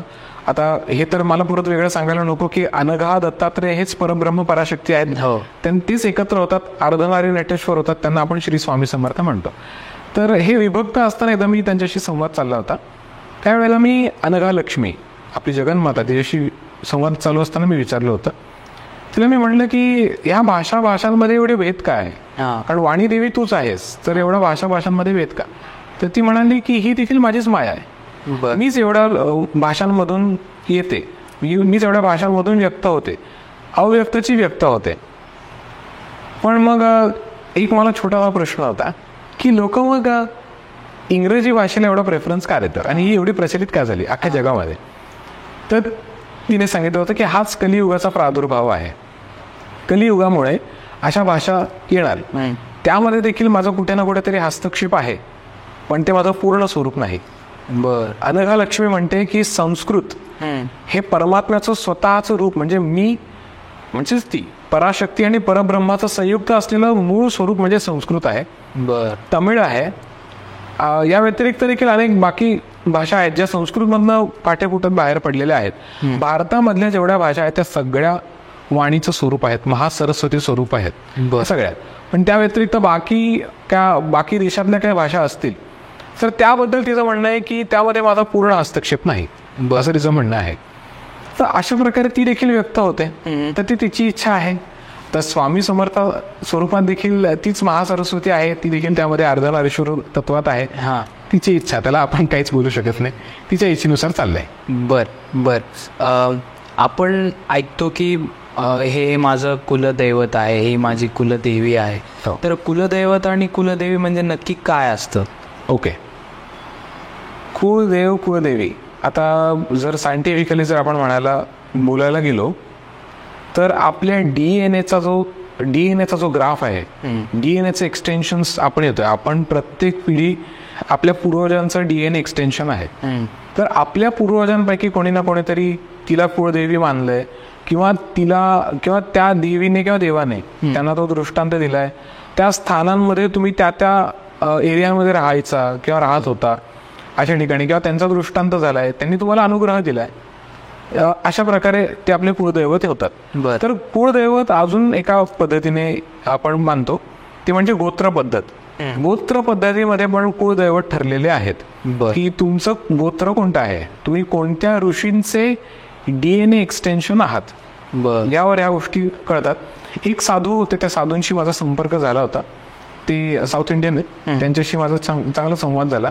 त्यांनी मला सांगितलं होतं की नॉट नेसेसरी की प्रत्येक वेळेला आपलं जे गोत्र आहे त्या गोत्रानुसार आपण त्या साधूंचे किंवा जे ऋषी होते त्या ऋषींचे आपण काय म्हणू आपण ऍक्च्युअली बायोलॉजिकल एक्सटेन्शन आहे, नॉट नेसेसरी.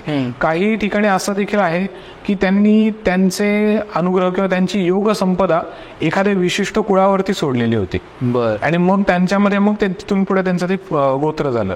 काही ठिकाणी त्यांच्या संकल्पाने उत्पत्ती झालेली असे काही मानव आहेत, मग त्यांचं देखील पुढे एक्सटेन्शन आहे असं देखील आहे. तर तिथे ऋषींनी काही नियम आखून दिलेले होते की तुम्ही आता या देवतेची भक्ती करावी असं सगळं दिलेलं आहे.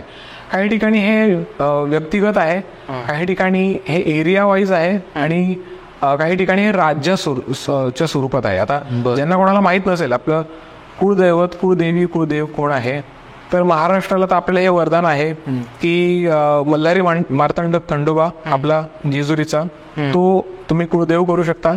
आणि कुळदेवी महाराष्ट्राची आपली तुळजाभवानी आहे, ती करू शकता. नसेल माहीत तर नाहीतर बाकी तुम्हाला माहीत असेल तर नक्कीच करू शकता. एक पद्धत आहे, ज्या पद्धतीचं मला नाव एक्झॅक्ट माहित नाहीये, पण त्यामध्ये कुळ पद्धत, कुळ कायदा काढला जातो. त्यामध्ये मागे मागे आपल्या पिढ्या कोणत्या कोणत्या झाल्या, मग आपलं स्थलांतरित आपण कसे झालो, आपली आडनावं कशी बदलली, आपले पूर्वज अजून कुठले, मग असं करत करत त्यानुसार देखील आपली कुळदैवत आपल्याला ओळखता येतात देखील आहे. अजूनही काही विशिष्ट पद्धती असतील तर तसं मला माहित नाही, सांगण्यात काही चुकलं असेल तर जाणकारांनी माफ करावं मला. पण माझं असं प्रामाणिक मत आहे की कुळदेव आणि कुळदेवी यांची भक्ती मात्र कायम करत राहावी.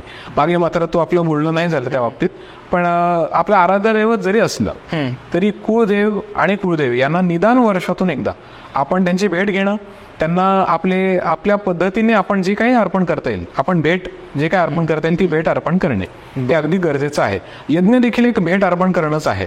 यज्ञमार्फत आपण बळी देणं म्हणतो, बळी म्हणजे भेट, ते आपण अर्पण करत असतो, ते देखील तेच आहे. ओके. तर बळीवरून विषय निघाला म्हणून सांगतो की बऱ्याच जणांचा गैरसमज आहे कुळदेव कुळदेवीला अर्पण करणे, यज्ञामध्ये अर्पण करणे, मग तो बळी प्राण्यांचाच द्यायचा असतो का, तर अजिबात नाही, अजिबात नाही. श्रीपाद श्रीवल्लभ चरित्रामृतामध्ये परमात्मा स्वामी स्वतः उल्लेख करून सांगितलेला आहे त्यांनी की एक प्रसंग देखील आहे त्यामध्ये.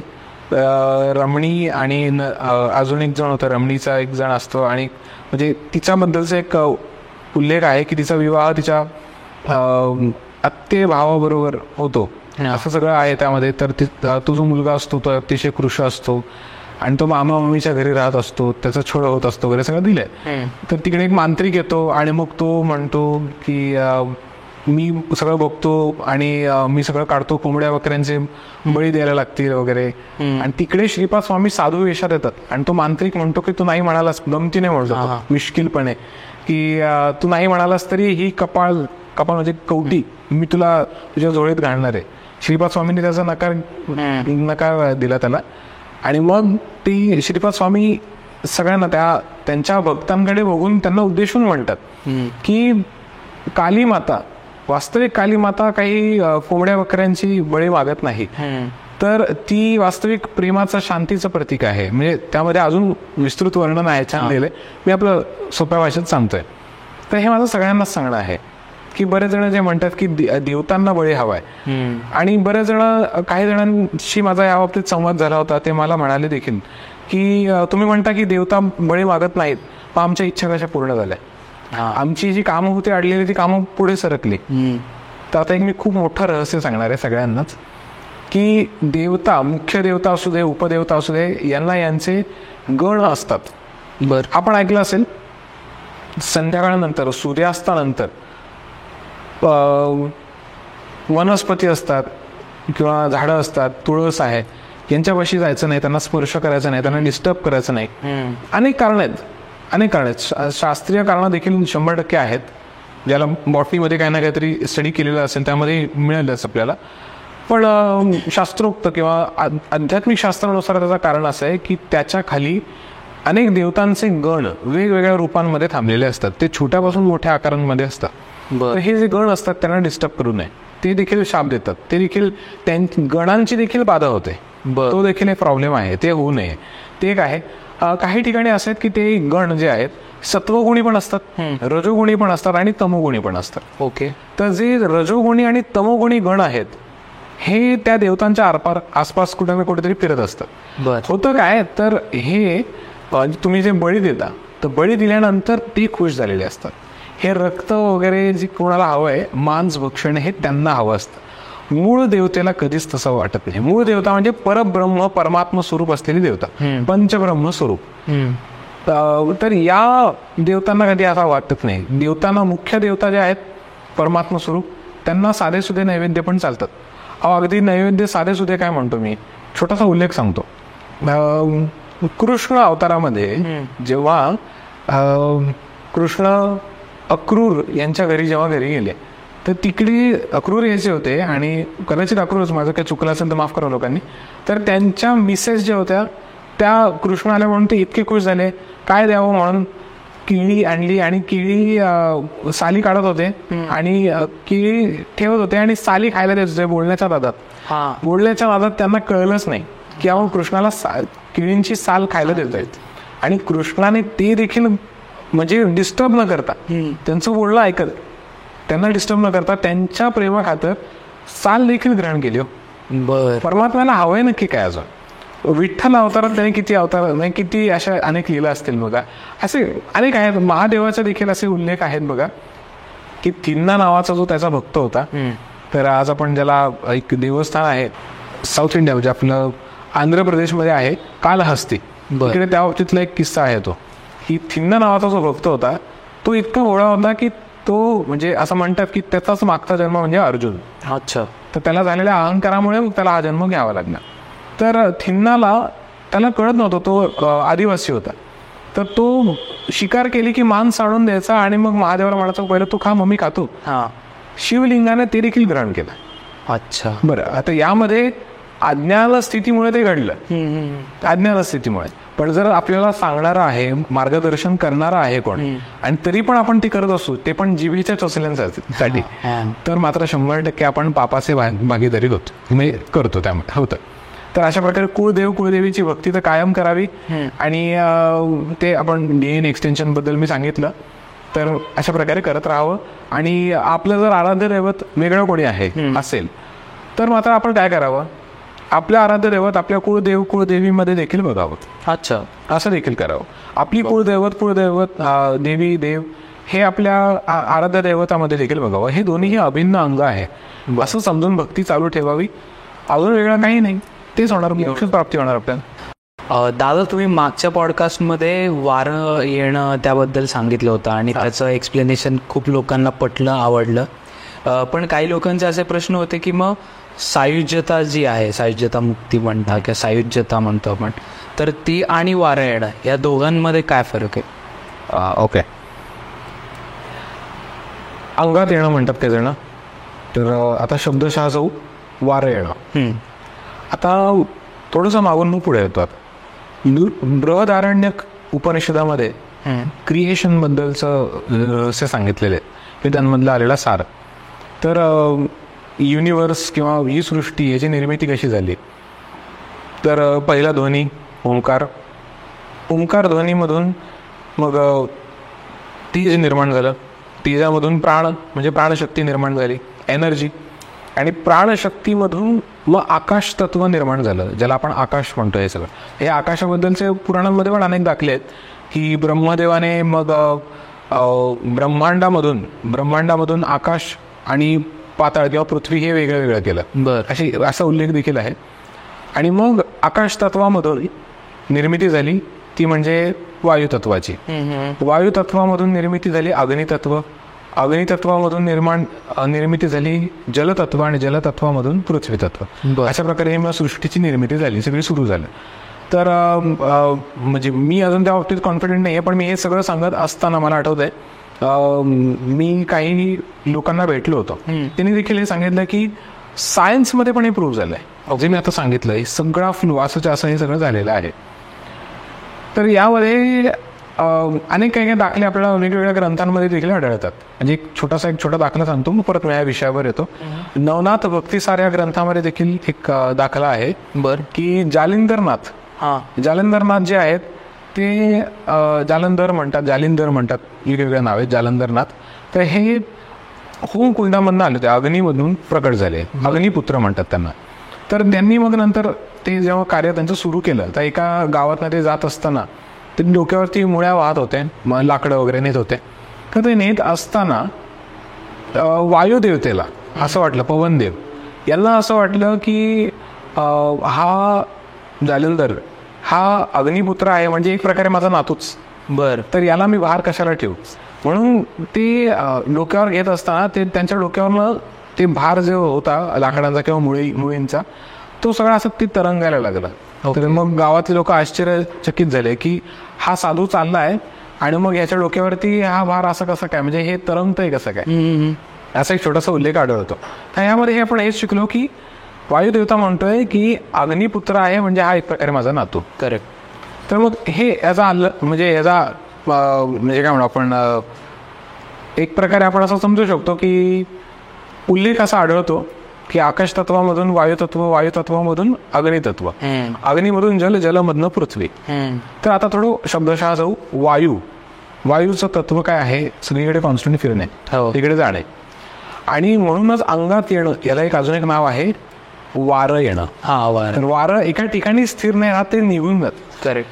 तर कुठे ना कुठेतरी तुम्हाला अध्यात्माची ओढ आहे, तुम्हाला अध्यात्म पटतंय, तुम्हाला आवडतंय, सगळं मान्य आहे, पण कुठे ना कुठेतरी कदाचित तुमचं भाग्य कमी किंवा तुम्हाला अनुग्रह त्या पद्धतीचा लाभला नाहीये, किंवा आराध्य दैवत जे कोण आहे त्याची तेवढी कृपा लाभलेली नसते, असं देखील होतं. त्यामुळे ज्ञानप्राप्ती नीट होत नाही. आणि होतं काय की दरवेळेला नाही होत, पण काही ठिकाणी असं होतं की काही ठिकाणी शुचिरभूत होणं किंवा शांतीचे नियम किंवा साफसफाईचे नियम, हायजीनचे नियम तेवढे पाळले जात नाहीत, शुद्धीचे नियम, आणि काही ठिकाणी तेवढे पाळले जातात. तर या गोष्टीमध्ये पण तफावत राहते. म्हणून देखील काही लोकांना फक्त वारं येणं एवढीच प्रक्रिया जाणवते. घडतं काय की कुंडली जागृत होते, परत ती सुप्त अवस्थेत जाते, ती पूर्ण म्हणजे विश्वरूप अवस्थेपर्यंत जात नाही, असं होतं. पण सायुज्य मुक्तीमध्ये तसं होत नाही. वारं येणं हे वायू तत्वाशी निगडीत गोष्ट आहे की वारं आलं, तुम्हाला वाऱ्यासंबंधित, वाऱ्यामध्ये घाण वास येऊ शकतो आणि सुगंध पण येऊ शकतो, दोन्ही, दुर्गंध पण सुगंध पण. हे तुम्ही घेतले, निघून गेला वारा, तुम्हाला काही वेळ तो जाणवला, त्यानंतर तो वारा सकट निघून गेला. ओके. अशाच प्रकारे देवतेची अनुभूती देखील वाऱ्यासारखी तुम्हाला आली, जाणवली, निघून गेला. असं होतं. काही ठिकाणी वारं आणता देखील येतं. ओके. पण वारं जरी येत असलं तर त्यामध्ये तुम्हाला मुक्तीसाठी असं सहाय्यक असं काही ठरत नाही. ओके. तुम्हाला तुमचे प्रॉब्लेम्स मात्र सॉल्व्ह होऊ शकतात. तुम्हाला तुमच्या इच्छा प्राप्ती काही करायच्या आहेत, इच्छापूर्ती करायची आहे, प्रॉब्लेम्स सॉल्व्ह करायचे, तर याचा तुम्हाला उपयोग होऊ शकतो वारं येणाऱ्या मधल्या लोकांमध्ये. मागे पण मी म्हणालो की सगळे काही असे वाईट नसतात, काही लोक खरंच चांगल्या पद्धतीने त्यांच्याकडनं कार्य होतंय. परमात्मा स्वामी किंवा त्यांचे इतर सद्गुरू इतर स्वरूपात परमात्मा स्वामी त्यांना मदत करतायत, पण त्यांना मुक्ती नाही प्राप्त झाली. ओके. मुक्ती ह्या चारच मुक्ती आहे, सलोपता, समीपता, स्वरूपता, सायुज्य. या मुक्ती म्हणजे आपण त्यांच्यात विलीन होणे, त्यांच्या जवळ जाणे. पण वारं येण्यामध्ये ह्या गोष्टी नाहीये, कारण तुम्हाला अजून तुमचा स्वतःचा प्रवास तेवढा सुरू झालेला नसतो. त्यामुळे ह्या गोष्टी त्या हिशोबाने तसे कार्य होत नाहीत. तर हे चालू राहतं. कारण कसं होतं, आत्म्याच्या 7 मुख्य अवस्था आहेत. आत्म्याच्या 7 अवस्था अशा आहेत की जागृत अवस्था, स्वप्न अवस्था, सुषुप्ती अवस्था.